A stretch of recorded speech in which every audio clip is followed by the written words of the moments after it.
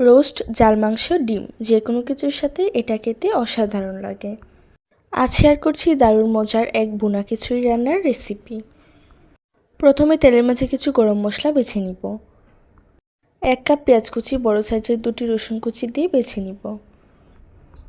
কালারটা চেঞ্জ হয়ে আসলে 1 টেবিল চামচ আদা বাটা দিয়ে আবারও বেছে নিব। 500 গ্রাম তুলসীমালার চাল আমি পরিষ্কার করে ধুয়ে পানি ঝরিয়ে নিয়েছি। এখন চালটা 2-3 মিনিট বেছে নিব, এতে খিচুড়িটা ঝরঝরে হবে। দিয়ে দিব চালের দ্বিগুণ গরম পানি। দিয়ে দিব পরিমাণ মতো লবণ, হাফ চামচ করে হলুদ, মরিচ, ধনিয়া ও জিরার গুঁড়া। মশলাগুলো ভালোভাবে মিশিয়ে ঢাকনা দিয়ে ডেকে হাই হিটে রান্না করে নিব 5 মিনিট। এ পর্যায়ে দিয়ে দিব 1 টেবিল চামচ আধ ভাঙা রসুন ও কিছু কাঁচামরিচ। রসুনটা ভালোভাবে মিশিয়ে লো হিটে রান্না করে নিব 10 মিনিটের মতো। সহজ রেসিপিতে আজ শেয়ার করলাম দারুণ মজার ভুনা খিচুড়ি। রেসিপি ফলো করে অবশ্যই বাসায় ট্রাই করবেন এবং আমাকে কমেন্ট করে জানাবেন।